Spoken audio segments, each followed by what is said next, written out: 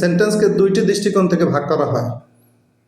একটা হচ্ছে অর্থগত দিক থেকে আর একটা হচ্ছে গঠনগত দিক থেকে। অর্থগত দিক থেকে এটাকে ইংরেজিতে বলে অ্যাকর্ডিং টু মিনিং, আর গঠনগত দিক থেকে এটাকে ইংরেজিতে বলে according to structure. According two meaning হচ্ছে 5 প্রকার। সেই 5 প্রকার কি? Assertive sentence, interrogative sentence, imperative sentence, objective sentence, exclamatory sentence. এই অ্যাসার্টিভ সেন্টেন্স আবার 2 প্রকার, অ্যাফার্মেটিভ, নেগেটিভ।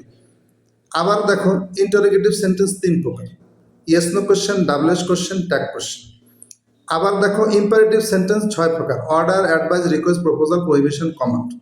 অবজেক্টিভ আবার 2 প্রকার, একটা হচ্ছে প্রেয়ার আর একটা হচ্ছে উইশ।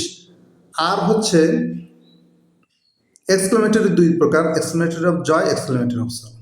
এখন যে অ্যাকর্ডিং টু স্ট্রাকচার, এই স্ট্রাকচার অ্যাকর্ডিং টু স্ট্রাকচার আবার 3 প্রকার, সেটা হচ্ছে simple, compound and complex. Simple মানে হচ্ছে সরল বাক্য, কম্পাউন্ড মানে যৌগিক বাক্য, কমপ্লেক্স মানে জটিল বাক্য। সিম্পল, কম্পাউন্ড অ্যান্ড কমপ্লেক্স আমাদের শিখতে হলে প্রথমে একটু কথা বলে নিতে হবে। দেখো 3টা বাক্য। প্রথম বাক্য হচ্ছে উই ইট টু লিভ, এ কথাটার অর্থ কি? আমরা বাঁচার জন্য খাই।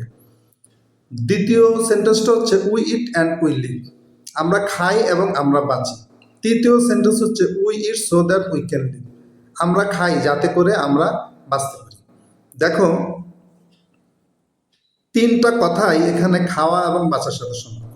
মনে করো তুমি যাবে ঢাকা, যাওয়ার পথ হচ্ছে 3টা, একটা হচ্ছে স্থলপথ, আর একটা হচ্ছে আকাশপথ, আর একটা হচ্ছে জলপথ। তুমি যে পথেই যাও না কেন তোমার গন্তব্য কোথায়? ঢাকা। ঠিক তেমনি আমরা বাঁচার জন্য খাই, আমরা খাই এবং বাঁচি, আমরা খাই যাতে করে আমরা বাঁচতে পারি। তুমি যে পথেই সেন্টেন্সটা করো, যেভাবেই করো, যাওয়ার পথটা কিন্তু 3টা, একটা হচ্ছে সিম্পল, একটা কম্পাউন্ড, একটা কমপ্লেক্স। এই যে ভিন্ন ভিন্ন ভাবে সেন্টেন্স তৈরি করার যে সক্ষমতা, এই সক্ষমতা অর্জনের জন্যই মূলত ট্রান্সফরমেশন বা চেঞ্জিং সেন্টেন্সের অবতারণা।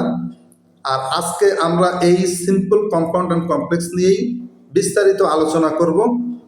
তোমরা প্রস্তুত থাকো।